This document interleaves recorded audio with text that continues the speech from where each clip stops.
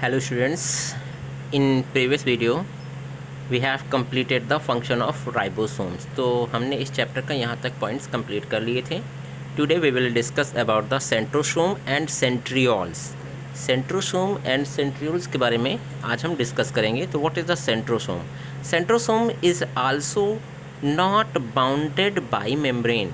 जैसे राइबोसोम्स है ना, इसमें भी मेम्ब्रेन नहीं पाई जाती थी आउटर, इसी तरह सेंट्रोसोम में भी मेम्ब्रेन नहीं पाई जाती है. It is a found only the animal and the cell of the lower plants. ये किस में पाया जाता है? एनिमल सेल्स में पाए जाते हैं एंड लोअर प्लांट्स में पाए जाते हैं. मीन्स हायर प्लांट्स में नहीं पाए जाते हैं, ये एनिमल सेल्स में पाए जाते हैं.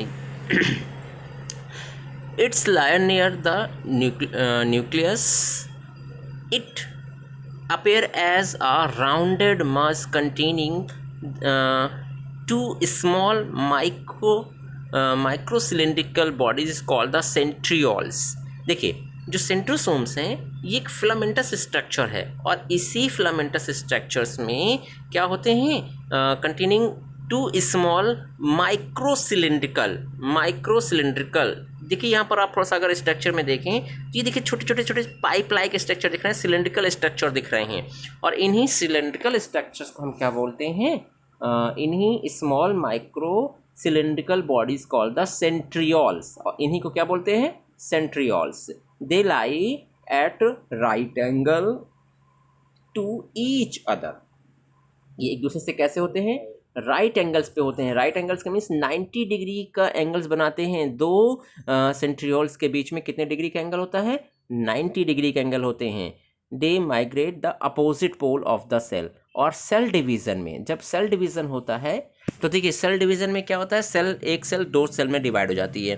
तो उस टाइम पर ये क्या करते हैं? टू अपोजिट पोल का फॉर्मेशन करते हैं. किसका करते हैं? टू अपोजिट पोल का फॉर्मेशन करते हैं जिसमें क्रोमोसोम्स डिवाइड होते हैं. अगर हम थोड़ा सा इसको थोड़ा डीपली समझें तो आप इतना समझ लीजिए कि जो हमारी सेल डिवीज़न है उसमें दो फेजेस होती हैं. कौन से फेजेस होती हैं? दो फेजेस. एक होती है इंटरफेस और दूसरी होती है माइटोटिक फेज. इंटरफेस के अंदर क्या होता है? हमारे सेल में ग्रोथ होती है, डीएनए रेप्लिकेशन होता है जिससे सेल डिवाइड हो सके. फिर इसके बाद क्या होगा? जो हमारी माइटोटिक फेज होती है यहाँ पर 4 स्टेज होते हैं: prophase, metaphase, anaphase and telophase. तो इन एनाफेज स्टेज में क्या होगा? ये सेंट्रियोल्स होते हैं ये क्या करते हैं? दो पोल बना देते हैं. भाई क्रोमोसोम्स को डिवाइड करना है ना, क्रोमोसोम्स को आधा आधा बांटना है, तो क्या कर देते हैं? दो पोल्स का फॉर्मेशन कर देते हैं जिससे आधे आधा जो हमारा क्रोमोसोम्स हैं वो आधे आधे डिवाइड हो जाते हैं, हाफ डिवाइड हो जाते हैं. तो दो पोल में डिवाइड हो जाता है ये. ठीक है, centriole. That is the function. तो यहाँ पे देखिए लिखा हुआ है they lie at the right angle to each other. ये जो सेंट्रियोल्स हैं ये दूसरे से कितने एंगल्स पे अटैच होते हैं? 90 डिग्री पे होते हैं. And during the cell division they migrate the opposite pole of the cell. Cell के दो अपोजिट पोल में चले जाते हैं और जिसके कारण पूरी सेल डिवाइड हो जाती है. मेन रोल क्या है क्रोमोसोम्स के डिवीजन में? देन साइटोप्लाज्म के डिवीजन में रोल प्ले करते हैं. अब हम बात करते हैं function of the centrosome. It form a spindle fibre at the time of cell division. ये किसका काम करते हैं? स्प्लिंडर फाइबर्स का फॉर्मेशन करते हैं. और स्प्लिंडर फाइबर्स क्या हैं? स्प्लिंडर फाइबर्स सेपरेटर का काम करते हैं जिसमें क्रोमोसोम्स अटैच हो जाते हैं. क्रोमोसोम्स क्या हो जाते हैं? अटैच हो जाते हैं और फिर उनको अलग कर सकते हैं. मैं एक काम करता हूँ, मैं आपके लिए एक एनिमेटेड वीडियोस भेज दूंगा फंक्शन ऑफ द सेंट्रोसोम का. ठीक है, जिससे आप इसका एनिमेटेड वीडियोस के थ्रू क्या है ईजिली देख पाएंगे कि कैसे फंक्शन करते हैं. ठीक है, फिर है इसका सेकेंड पॉइंट है basal body of cilia and flagella develop from the centrioles. जो आपके सीलिया एंड फ्लैजला होते हैं that is a locomotory organs. ये क्या है? लोकोमोटरी ऑर्गन्स है, लोकोमोशन में पार्टिसिपेट करते हैं. और इन्हीं की बेसल बॉडी जो अंदर का एकदम बेस है वो कौन बनाता है? ये सेंट्रियोल्स बनाते हैं. कौन बनाते हैं? सेंट्रियोल्स बनाते हैं. अब देखिए नेक्स्ट पॉइंट है आपका प्रोकैरियोटिक एंड यूकैरियोटिक सेल्स. अब हम यहाँ पर जनरली डिफरेंस करेंगे what is the prokaryotic cells, what is the eukaryotic cells based on the complexity of the structure and absent or present of the well organized nucleus. The cell are classified into the two following categories. Means अगर हम बात करें cell के structure के according और उसमें DNA कह रहा हूँ न्यूक्लियस पाया जा रहा है कि नहीं पाया जा रहा है, अगर पाया जा रहा है तो कैसा डीएनए न्यूक्लियस पाया जा रहा है, मैच्योर पाया जा रहा है या प्रिमिटिव पाया जा रहा है, इन सभी क्राइटेरियाज के अकॉर्डिंग जो हमने सेल है उसको 2 कैटेगरीज में डिवाइड किया, प्रोकैरियोटिक एंड यूकैरियोटिक। जो प्रोकैरियोटिक होती है ये 2 टर्म से मिलकर बनती है, प्रो एंड कैरियोट्स। जो प्रो है इसका मतलब होता है प्रिमिटिव। देखिए यहाँ पर प्रोकैरियोटिक का ग्रीक वर्ड्स पे टर्म दिया हुआ है प्रो, जिसका मतलब होता है प्रिमिटिव, एंड कैरियन का मतलब होता है न्यूक्लियस। प्रो मीन्स होता है प्रिमिटिव टाइप्स का एंड कैरियन मीन्स होता है न्यूक्लियस। ऐसी प्रोकैरियोटिक सेल कैसे सेल्स होंगे जिसमें न्यूक्लियस क्या होगा, प्रिमिटिव टाइप्स का पाया जाएगा। Cells are found in the bacteria and cyanobacteria, means जो प्रोकैरियोटिक सेल्स होती हैं वो किस में पाई जाती हैं, मोस्टली बैक्टीरिया में पाई जाती हैं एंड साइनोबैक्टीरिया। ये साइनोबैक्टीरिया क्या है, ये ब्लू ग्रीन एल्गी है। ये क्या है, ब्लू ग्रीन एल्गी है। General characteristics of the prokaryotic cell इसके जनरल कैरेक्टर्स क्या होते हैं। वैसे देखा जाए ना तो अभी तक मैंने जितने भी वीडियोस बनाए हैं उन वीडियोस में कहीं ना कहीं डिफ्रेंशिएट क्लियर करते ही चले आए हैं हम, किसकी, प्रोकैरियोटिक एंड यूकैरियोटिक्स में। तो जनरली यहाँ पर जितने भी पॉइंट्स होंगे वो सारे पॉइंट्स हमने क्लियर कर चुके हैं in the previous video, but फिर भी रीड करते हैं और जो भी पॉइंट्स होगा उसको हम समझा देंगे। चलिए, लिखा क्या है, prokaryotic cells range in size from 1 to 10 micron. अगर हम बात करते हैं इनका जो शेप साइज होता है वो होता है 1 to 10 माइक्रॉन, या म्यू की बात में वर्ड यूज़ कर देते हैं, ठीक है, तो माइक्रॉन यहाँ पे समझ लेंगे। फिर इसके बाद they do not have nucleus, इसमें क्या नहीं होता है, न्यूक्लियस नहीं होता है। देखिए यहाँ पर एग्जैक्टली ये पॉइंट नहीं लिखा जा सकता है कि इसमें न्यूक्लियस नहीं होता है। यहाँ पर हम बात करेंगे कि they do not have a mature nucleus, ठीक है, ये कंप्लीट न्यूक्लियस। तो यहाँ पर जो पॉइंट न्यूक्लियस लिखा है ना, इसी के साइड पर आप मेंशन कर लीजिएगा मैच्योर न्यूक्लियस, ठीक है। मैच्योर न्यूक्लियस नहीं पाया जाता, न्यूक्लियस तो पाया जाता है लेकिन प्रिमिटिव टाइप्स का पाया जाता है, ठीक है। और फिर इसके बाद है थर्ड पॉइंट्स है द न्यूक्लियर मटेरियल डीएनए, जो न्यूक्लियर के अंदर मटेरियल है डीएनए है, इट लाई नेकेड, वो कैसा होता है, नेकेड होता है। मीन्स नेकेड कैसे होगा, not bounded by any membrane, क्योंकि देखो इसमें न्यूक्लियस जो होता है, अच्छा हम कैसे कहते हैं कि प्रिमिटिव नहीं, प्रिमिटिव टाइप्स का होता है, क्योंकि देखिए एक वेल मैच्योर है, उसमें क्या होगा, पूरा न्यूक्लियर मेम्ब्रेन पाई जाएगी, न्यूक्लियर पोर पाया जाएगा, न्यूक्लियोलस पाया जाएगा, देन तो वो हमारी क्या है, मैच्योर है। लेकिन अगर ये चीज़ नहीं पाई जाए तो इनमेच्योर है। यही चीज़ होता है हमारे प्रोकैरियोट्स में। ये कैसे होती है, इमेच्योर होती है, मीन्स इसमें क्या नहीं पाया जाता, बाउंड्री नहीं पाई जाती, मेम्ब्रेन नहीं पाई जाती है। फिर कह रहा है centre of the cell and remain the direct contact with the cytoplasm. फिर क्या होता है कि जो इसमें डीएनए पाया जाएगा वो क्या हो जाएगा, नेकेड हो जाएगा, और वो सेंट्रल सेल के सेंटर में पाया जाएगा और साइटोप्लाज्म के डायरेक्ट कांटेक्ट में होगा। साइटोप्लाज्म के डायरेक्ट कांटेक्ट का मतलब क्या है भाई, देखिए जैसे हम बात करें कि आपके घर पे 3-4 रूम है, ठीक है, तो 3-4 रूम है तो आपने एक पूजा वाला कमरा बना रखा होगा, एक स्टडी रूम बना रखा होगा। तो अगर आप स्टडी रूम में हैं तो स्टडी करते होंगे, पूजा वाले कमरे में पूजा करते हैं, एक किचन बना रखा है। लेकिन फॉर एग्जांपल अब आपके घर में किचन नहीं है, फॉर एग्जांपल क्या है, किचन नहीं है, तो आपने क्या किया होगा कि कहीं पे एक ऐसा प्लेस होगा जहाँ पे कॉमनली सब कोई नहीं जाता होगा, वहाँ कॉर्नर पे किचन बना लिया आपने।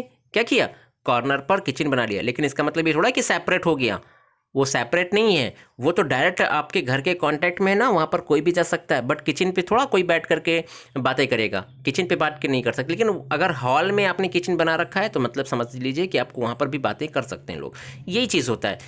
न्यूक्लियस जो न्यूक्लियस है इसके अंदर जेनेटिक मटेरियल पाया जाता है, लेकिन जब न्यूक्लियस की मेम्ब्रेन ही नहीं है तो जेनेटिक मटेरियल मतलब डीएनए क्या होगा, पर्टिकुलर नहीं रहेगा, वो साइटोप्लाज्म में पाया जाएगा, सेंटर में पाया जाएगा, फ्री रहेगा, ठीक है, कहीं पे भी मूव कर सकता है। तो ये चीज़ यहाँ पर बताई गई है, directly contact of the cytoplasm. फिर कह रहा है the region of cytoplasm with the nucleus material is called the nucleoid.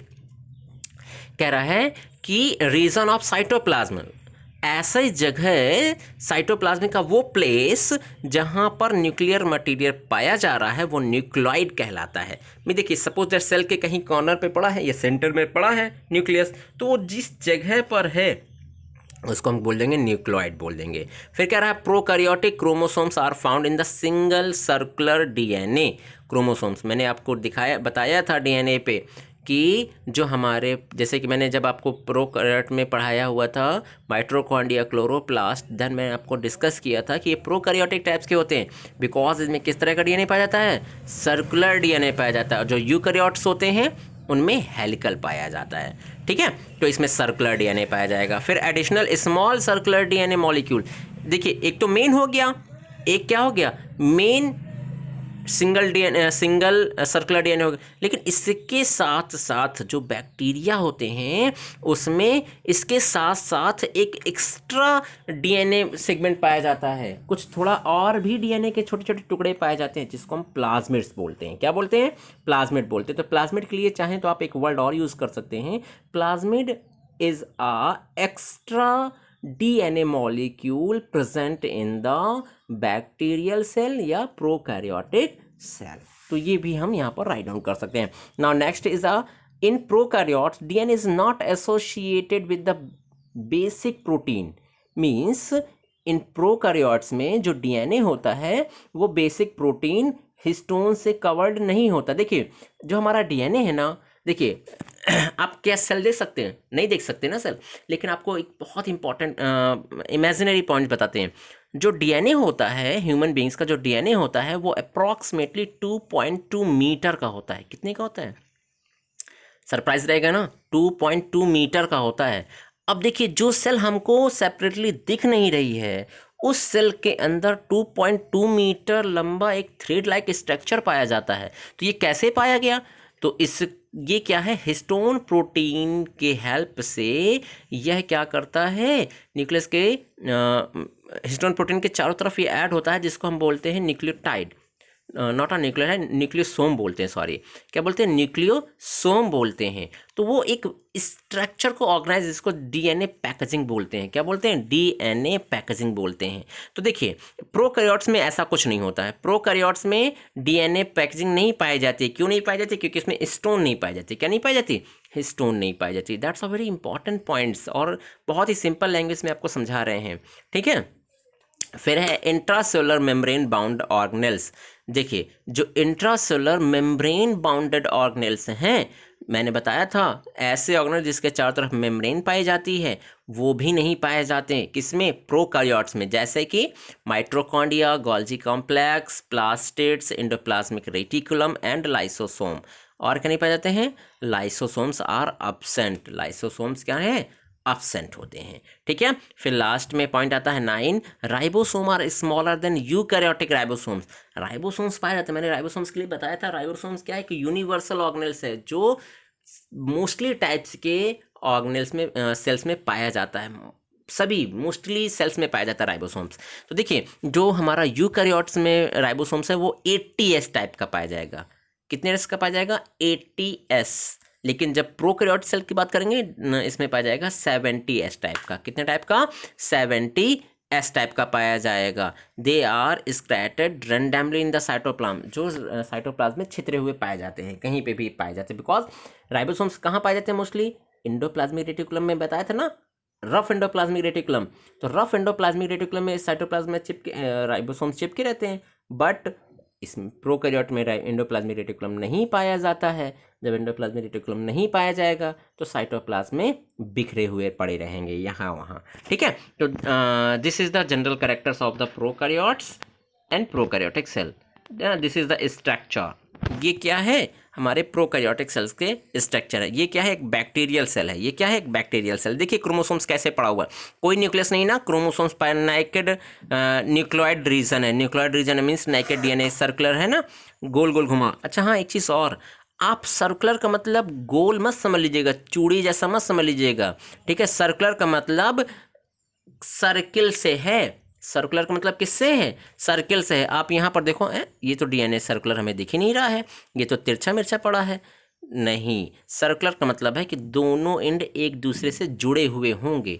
एक राउंड, जब इसको खोलेंगे ना तो धागे का एक राउंड स्ट्रक्चर बनेगा, जो दोनों पोल एक दूसरे से होंगे, ये अलग नहीं होगा। ठीक है, तो सर्कुलर का मतलब आई थिंक अब आप समझ गए होंगे। ठीक है, तो this is the prokaryotic. In next video we will discuss about the eukaryotic cell and general character.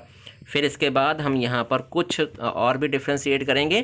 Then chapter is a finish. Thank you.